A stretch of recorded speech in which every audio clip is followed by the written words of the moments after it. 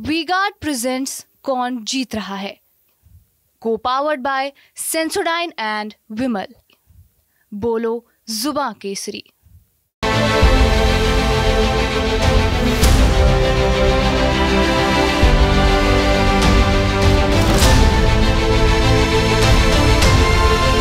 एक जून को 7वें और अंतिम चरण का चुनाव होना है। बिहार में कुल 8 सीटों पर एनडीए, महागठबंधन और निर्दलीय उम्मीदवार अपना दांव खेलेंगे।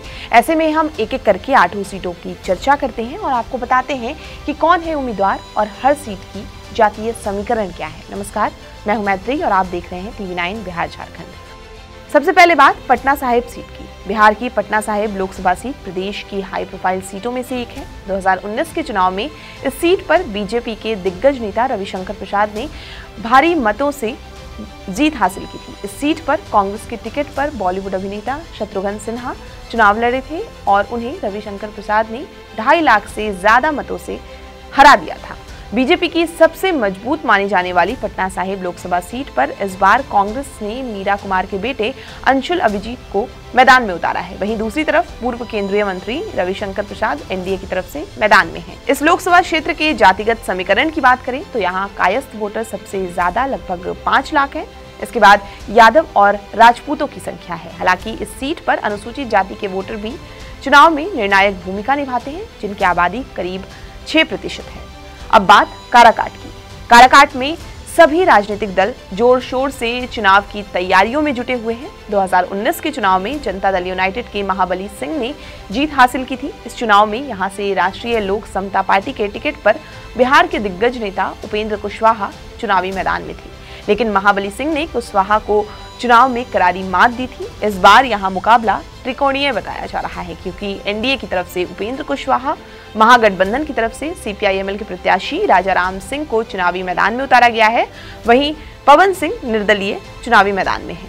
यहाँ के जातीय समीकरण की बात करें तो काराकाट लोकसभा क्षेत्र में यादव मतदाताओं की संख्या 3 लाख से ज्यादा है। राजपूत वोटर्स 2 लाख के करीब हैं और वैश्य मतदाता भी लगभग 2 लाख हैं। ब्राह्मण जाति के 75,000 और भूमिहार समाज के 50,000 मतदाता हैं। यहाँ मुसलमानों की संख्या करीब 1.5 लाख है, जो कि हर चुनाव में निर्णायक भूमिका निभाते हैं। इसके साथ ही कुशवाहा और कुर्मी जाति के मतदाता लगभग 2.5 लाख हैं। बक्सर लोकसभा सीट की बात करते हैं। इस सीट पर पिछला चुनाव बीजेपी के दिग्गज नेता अश्विनी कुमार चौबे ने जीता था। वहीं दूसरे नंबर पर राष्ट्रीय जनता दल के जगदानंद सिंह रहे थे। इस बार आरजेडी की तरफ से सुधाकर सिंह मैदान में है और बीजेपी ने मिथिलेश तिवारी को टिकट दिया है। बक्सर की सीट पर ब्राह्मण मतदाताओं की संख्या 4 लाख से ज्यादा है। इसके बाद यादव वोटरों की संख्या करीब 3.5 लाख है। राजपूत मतदाताओं की संख्या करीब 3 लाख और भूमिहार मतदाताओं की संख्या है 2.5 लाख। बक्सर लोकसभा क्षेत्र में मुसलमानों की आबादी 1.5 लाख के करीब है। इसके अलावा यहाँ कुर्मी, कुशवाहा, वैश्य, दलित और अन्य जातियां भी बड़ी तादाद में हैं। आरा लोकसभा सीट पर 2019 के चुनाव में बीजेपी ने जीत हासिल की थी। बीजेपी के टिकट पर आरके सिंह चुनावी मैदान में थे। वहीं दूसरे नंबर पर सीपीआईएम के राजू यादव थे।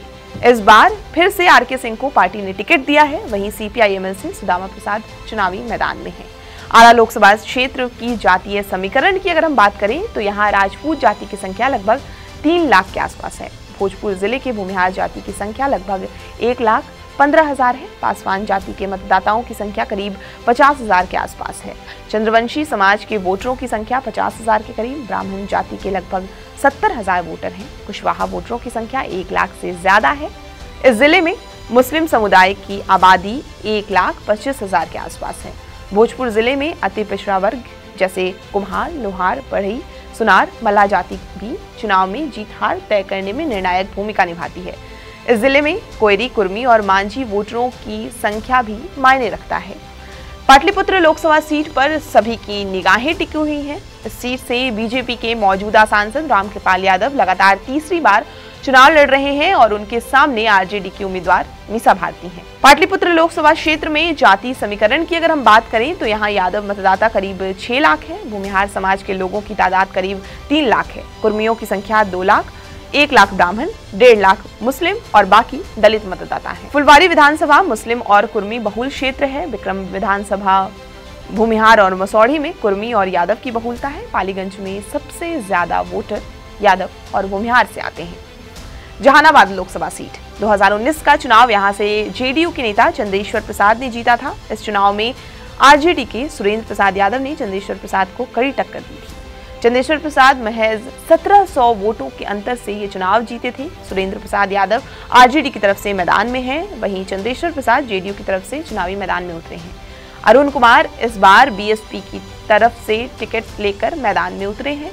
जहानाबाद लोकसभा क्षेत्र के अगर हम जातीय समीकरण की बात करें तो यहाँ लगभग 16 लाख मतदाता हैं। यहाँ पर यादव और भूमिहार मतदाताओं की संख्या सबसे ज्यादा है। यही कारण है कि हमेशा यादव और भूमिहार कैंडिडेट ही जीत हासिल करने में सफल रहे हैं।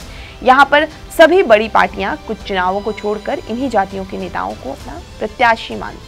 सासाराम लोकसभा सीट की बात करें तो यहाँ से एनडीए और इंडिया गठबंधन दोनों ने अपने अपने उम्मीदवार बदल दिए हैं। बीजेपी की तरफ से यहाँ शिवेश राम चुनावी मैदान में है, वहीं महागठबंधन ने कांग्रेस के मनोज राम को उतारा है।